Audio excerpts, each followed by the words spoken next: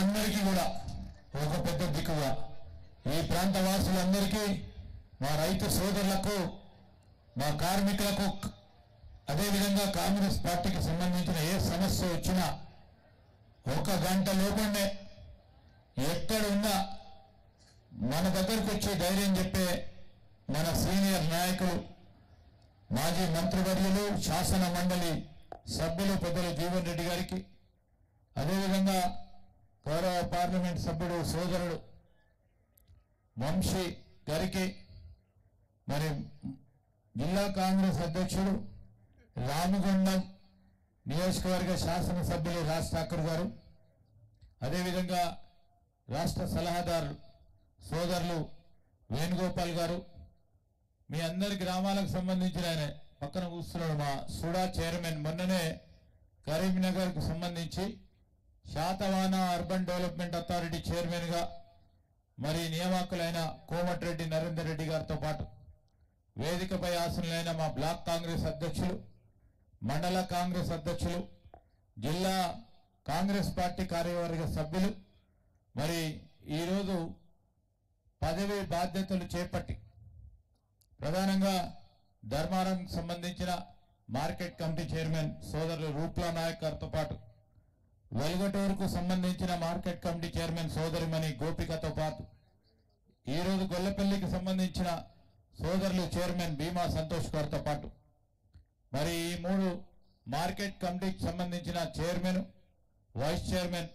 అదేవిధంగా డైరెక్టర్ సోదరులకు ఈ సభాముఖంగా వారికి హృదయపూర్వకంగా శుభాకాంక్షలు తెలియజేస్తూ మరి సమయం ఎక్కువైపోయింది. ఇంకో 6 ప్రోగ్రాంలు ఉన్నాయి బట్టి విక్రమార్క గారికి ఇదే జిల్లాలో.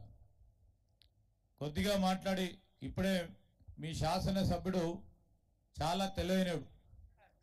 కాదా అవునా కింద మీద వాడి చాలా సంవత్సరాలుగా 10 సంవత్సరాల కాలం పాటు వేచి చూసిన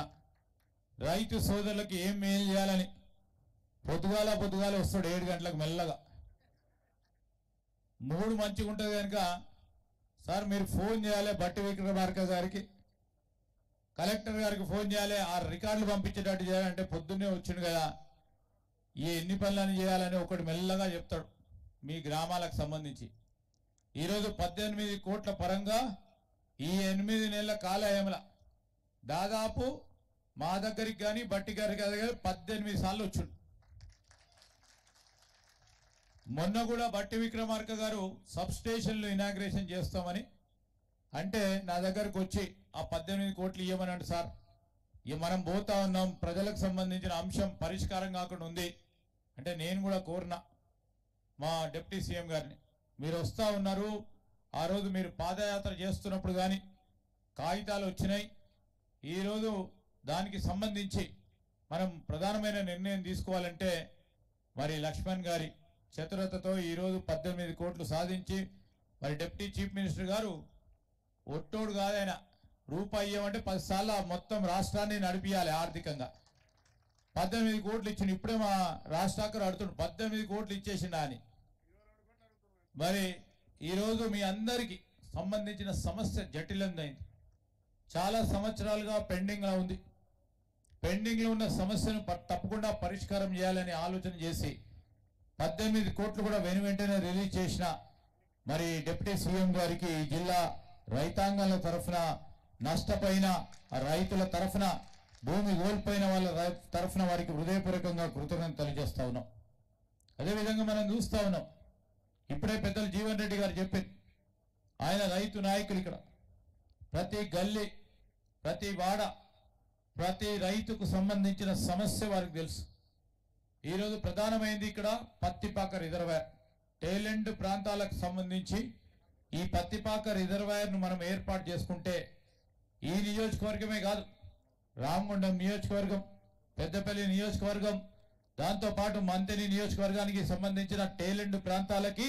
స్టెబిలైజేషన్ అవుతుంది అని జీవన్ రెడ్డి గారి సూచన మేరకు ఈరోజు మేము కూడా మరి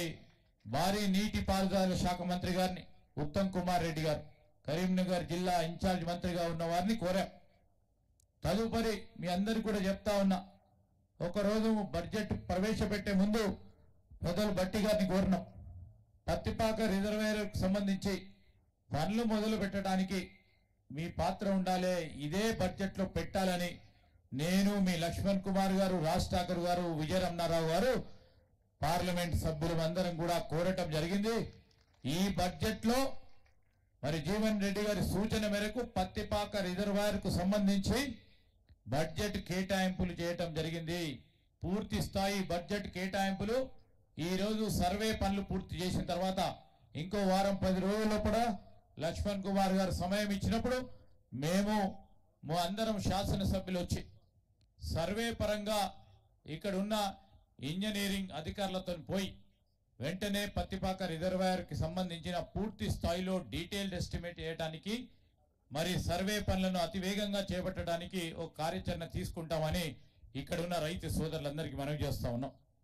ఈ సందర్భంలో చెప్తా ఉన్నాం, 8 నెలల కాలయంలో ఒక్కటి తర్వాత ఒకటి ఈ రాష్ట్ర ప్రభుత్వం ముఖ్యమంత్రి రేవంత్ రెడ్డి గారి నాయకత్వంలో, ఉప ముఖ్యమంత్రి బట్టి విక్రమార్క గారి నాయకత్వంలో సమిష్టిగా ఈరోజు మా సహచర మంత్రివర్గ సోదరులు సోదరిమణులు